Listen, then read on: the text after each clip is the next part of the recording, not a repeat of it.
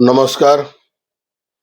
ଆଜି ରବିବାର ଜାନୁଆରୀ 4 ତାରିଖର ଶୁଣିବା ରାଶିଫଳ। ମେଷ, ଆଜି ଦିନଟି ବହୁତ ଭଲ। ପାରିବାରିକ ପରିସ୍ଥିତି ଶାନ୍ତି ରହିବ।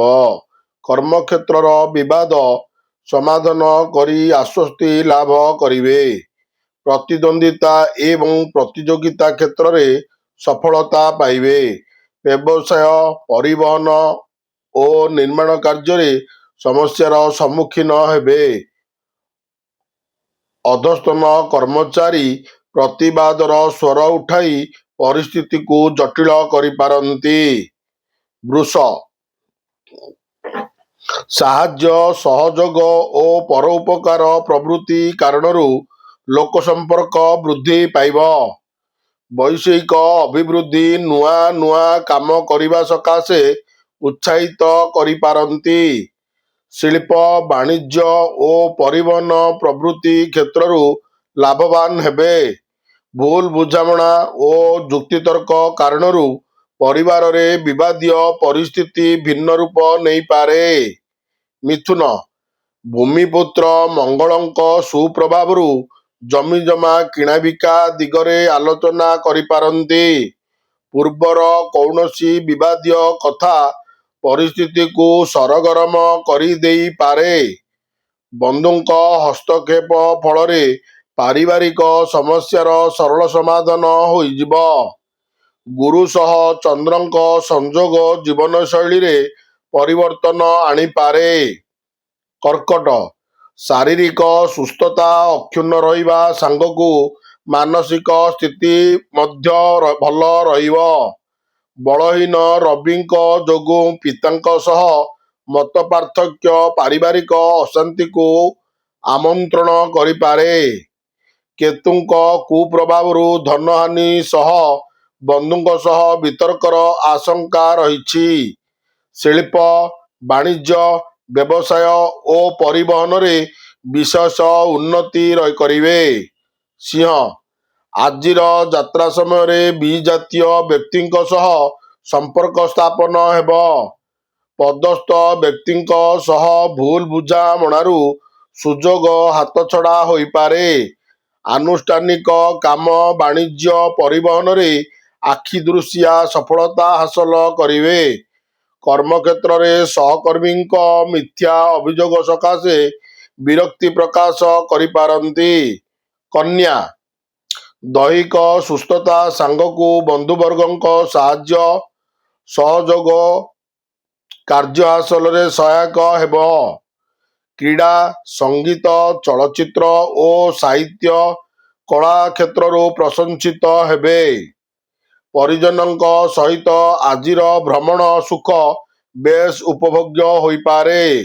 ବ୍ୟବସାୟିକ ଦୃଷ୍ଟିକୋଣରୁ ଦିନଟି ବହୁତ ଶୁଭଫଳ ପ୍ରଦାନ କରିବ। ତୁଳା, କାର୍ଯ୍ୟଦକ୍ଷତା ହେତୁ କର୍ମକ୍ଷେତ୍ରରେ ଉଚ୍ଚ ସମ୍ମାନ ସହ ସାମାଜିକ ପ୍ରତିଷ୍ଠା ଲାଭ କରିବେ। ଚେଷ୍ଟା କରୁଥିବା କାମ ପାଇଁ ବିଶେଷ ଚିନ୍ତିତ ହେବାକୁ ପଡ଼ିବ ନାହିଁ।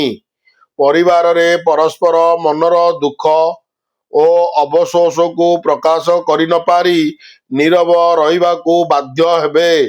ଜିଦଖୋର ପ୍ରଭୃତି କେତେକ ସମ୍ଭାବ୍ୟ ସମସ୍ୟାକୁ ନିମନ୍ତ୍ରଣ କରିପାରେ।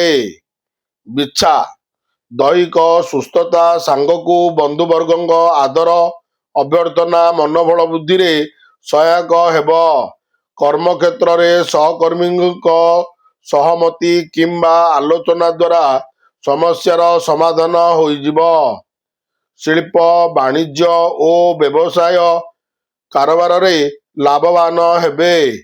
ଆଇନ, ଅଦାଲତ, କଳା ସାହିତ୍ୟରେ ସମସ୍ୟା ସମାଧାନର ଆଶା କରାଯାଇପାରେ।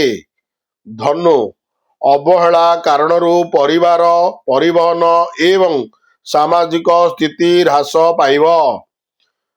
ମନାନ୍ତର ଜନିତ ହ୍ରାସ ପାଇଥିବା ଭାତୃ ସମ୍ପର୍କରେ ଉନ୍ନତି ପରିଲକ୍ଷିତ ହେବାର ଆଶା ରହିଛି।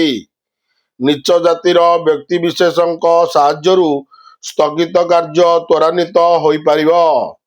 ଯାତ୍ରା, ଆଲୋଚନା, ନିର୍ମାଣ, ଚୁକ୍ତିପତ୍ର ପ୍ରଭୃତିରେ ଆଂଶିକ ସଫଳତା ମିଳିବ। ମକର, ଦୀର୍ଘ ଦିନ ହେଲା ଯେଉଁ ଅଭିଳାଷ ରଖିଛନ୍ତି ତାହା ଆଜି ପୂରଣ ହୋଇଯିବ। ପଦସ୍ଥ ବ୍ୟକ୍ତିଙ୍କ ସହାୟତାରେ ସରକାରୀ ସ୍ତରରୁ ଅର୍ଥ ସାହାଯ୍ୟ ପାଇବେ। ପାରିବାରିକ କ୍ଷେତ୍ରରେ ପ୍ରତିକୂଳ ପରିସ୍ଥିତିର ଚାପ କ୍ରମଶଃ ବଢ଼ିପାରେ।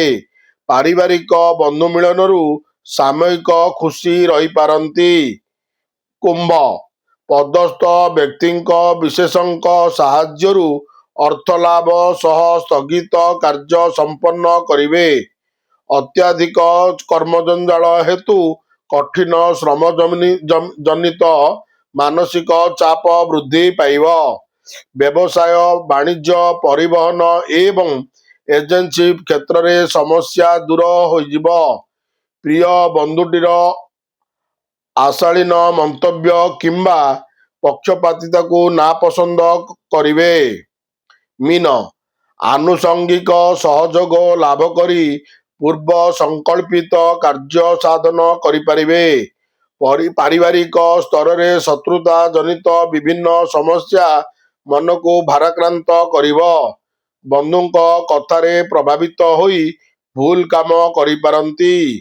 ଆଶ୍ୱସ୍ତିକର ପରିସ୍ଥିତିରେ ଆତ୍ମୀୟ ଓ ଗୁରୁଜନଙ୍କ ସାନ୍ତ୍ୱନା ବାଣୀ ମନରେ ଆଶ୍ୱସ୍ତି ଭରିପାରେ। ନମସ୍କାର। ଜୟ ଜଗନ୍ନାଥ।